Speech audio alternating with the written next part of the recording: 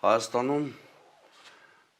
աշճանաբար, բայց հաստատուն քայլերով ձևավորվում է ըստ էության բռնապետական ռեժիմ, որովհետև ամբողջ երկիրը դարձել է մեկ մարդու քմահաճույքների պատանդ։ Տեսեք, այնքան են գահավիժել, կանադառնամ Նիկոլ Փաշինյանի երեկվա երկու պնդում, անհեթեթ պնդումներին, նախ նա հասարակության մի ստվար զանգվածի, որը թերևս մեծամասնություն այս պահին կազմում, ընդդիմադիր էլեկտորատին ըստ էության ամբողջ անվանեց շուն շանգյալ այդ բառերով որակեց, դե ասեց շուն շանգյալ չկա այդքան, որ ձայն տա ընդդիմադիր երեք կուսակցությունների էր նշում, դաշինքների, սա ինքնին հասարակությանը պառակտելու, պիտակավորելու, սեփական իշխանությունը քաղաքացիական բախումներ հրահրելու միջոցով պահպանելու անթակույց մոլուցք է, որը այլ կերպ կամ բռնապետական հակում դժվար է անվանել, սա մեկ։ Երկրորդը Նիկոլ Փաշինյանի պնդումները բանականության բոլոր սահմանները հատում են։ Օրինակ,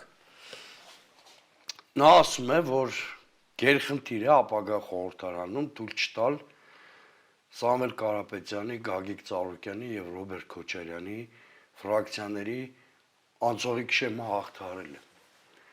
Չգիտես, խելագար պնդում է հրահանգապետական մարմիններին, չգիտես ոնց որակես այս մարդու այս մտքի հիվանդ արգասիքը, որովհետեւ տեսեք, սոցիոլոգիական որևէ հարցում վկայում է այն մասին, որ այս ուժերը հաղթահարում են անցողիկության շեմը եւ չեն կարող հաջորդ խորհրդարանում չլինել։ Նիկոլ Փաշինյանը դա ինձանից, ձեզանից, մեր հեռուստադիտողներից լավ գիտի, որովհետեւ կասկած չունեմ, նա ամեն օր ստանում է սոցիոլոգիական շատ թարմ տվյալներ